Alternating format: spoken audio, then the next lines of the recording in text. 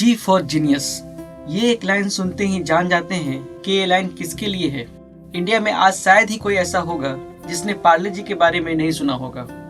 यही वो बिस्कुट है जो आजादी के समय से लेकर अब तक चाय के साथ बनी हुई है। बच्चों से लेकर बूढ़ों तक हर किसी के लिए ये खास है। लोगों के कितने ही यादें इससे जुड़ी हुई है। इतना ही नहीं, पार्ले जी वो पहला बिस्कुट था जो भारत में बना और आम भारतीयों के लिए बना। एक्सिस चैम्प डिजिटल में आपका स्वागत है। तो चलिए जानते हैं कि आखिर कैसे पार्ले जी बना देश का बिस्कुट। पार्ले जी आज या कल का नहीं बल्कि कई साल पुराना बिस्कुट है। इंडिया की आजादी से पहले इसकी नींव रखी गई थी। हालांकि पार्ले जी आने से पहले इसकी कंपनी पार्ले शुरू की गई। भारत की आजादी से पहले काफी अंग्रेजों का दबदबा था। देसी चीजें हर वक्त मार्केट में बेची जाती थी। इतना ही नहीं, इनके दाम भी ज्यादा होते थे, इसलिए सिर्फ अमीर लोग ही इनका मजा ले पाते थे। उस वक्त अंग्रेजों द्वारा कैंडी लाई गई थी, लेकिन वो भी सिर्फ अंग्रेजों तक ही सीमित थी। ये बात मोहनलाल दयाल को पसंद नहीं आई और इस भेदभाव को खत्म करने के लिए उन्होंने उसका ही सहारा लिया। उन्होंने ये सोच लिया कि भारतीयों के लिए भारत में बना कैंडी लाएंगे। इसके लिए वो जर्मनी निकल गए। वहां उन्होंने कैंडी बनाना सीखा और 1929 में 60,000 रुपए में खरीद कैंडी मेकर मशीन के साथ इंडिया आ गए। उन्होंने मुंबई में विले पार्ले के पास स्थित एक पुरानी फैक्ट्री खरीदी।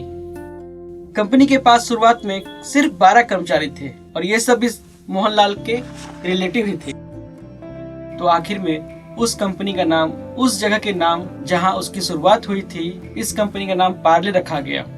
इसके बाद कंपनी में सबसे पहले जो एक चीज बनाई गई थी वो थी एक ऑरेंज कैंडी। वो कैंडी काफी पसंद की गई और थोड़े ही वक्त में कंपनी ने और कैंडी बनाई। 1929 में पार्ले कंपनी शुरू करके मोहनलाल ने भारतीयों के लिए कैंडी तो ला दिया था, मगर अभी कई और चीजें भी लानी बाकी थी। इनमें जो सबसे ऊपर था वो था बिस्कुट। अंग्रेज अपनी चाय के साथ बिस्कुट खाया करते थे, मगर ये भी सिर्फ अमीरों की तरह ही सीमित था। इसलिए मोहनलाल ने सोचा क्यों न कैंडी की तरह बिस्कुट भी भारत में बनाया जाए।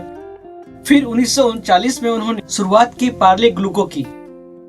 गेहूं में बना यह बिस्कुट इतना कम दाम में बना कि हर भारतीय इसे खरीद सकते थे। इसका सिर्फ दाम ही कम नहीं बल्कि इसका स्वाद भी काफी बढ़िया था।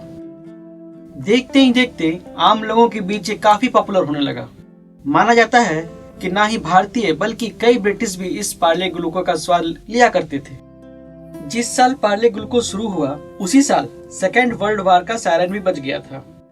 भारत के कई सैनिकों को ब्रिटेन की तरफ से लड़ने के लिए भेजा गया। कहते हैं उस वक्त सैनिक इमरजेंसी में अपने साथ पार्ले ग्लूको की पैकेट ही ले गए थे।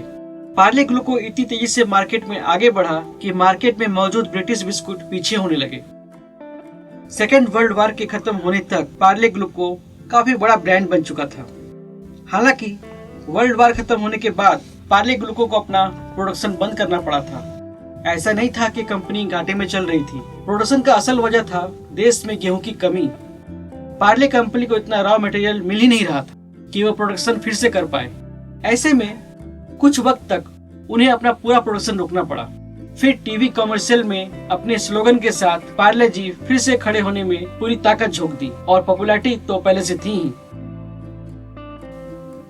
दोस्तों, हमारा वीडियो आपको कैसा लगा? इसे लाइक करें, शेयर करें। हम फिर जल्द मिलेंगे एक और एक नई इंटरेस्टिंग वीडियो के साथ।